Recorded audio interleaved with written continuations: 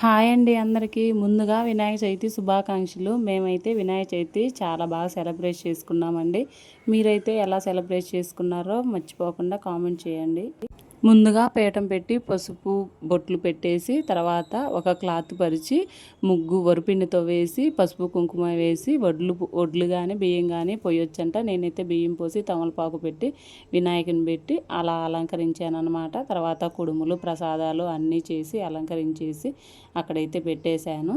మా బుజ్జి వినాయకుడు ఎలా ఉందో కామెంట్ చేయండి. తర్వాత అయితే పూజ అయితే కంప్లీట్ అయిపోయింది.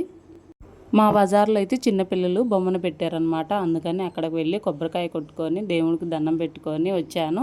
మళ్ళీ ఇంకో బజార్లో బొమ్మను పెట్టారనమాట. మా ఫ్రెండ్ వాళ్ళు పీటల మీద కూర్చుంటే అక్కడికి వెళ్ళేసి అక్కడ కూడా కొబ్బరికాయ కొట్టుకొని కొన్ని పిక్స్ అయితే దిగాను. అన్నట్టు మా అబ్బాయి చిన్న అబ్బాయి బర్త్డే అనమాట. అందరూ అయితే బ్లెస్ చేయండి. ఆ వినాయకుడి ఆశీస్సులు కూడా మన మీద ఎప్పుడూ ఉంటాయి. అంతేకాదు మన అందరికీ వినాయకుడి ఆశీస్సులు తప్పనిసరిగా ఉండాలని నేనైతే ఆశిస్తున్నాను. ఇంతకీ మీరు ఎలా వినాయక చవితి సెలబ్రేట్ చేసుకున్నారో కామెంట్ చేయండి.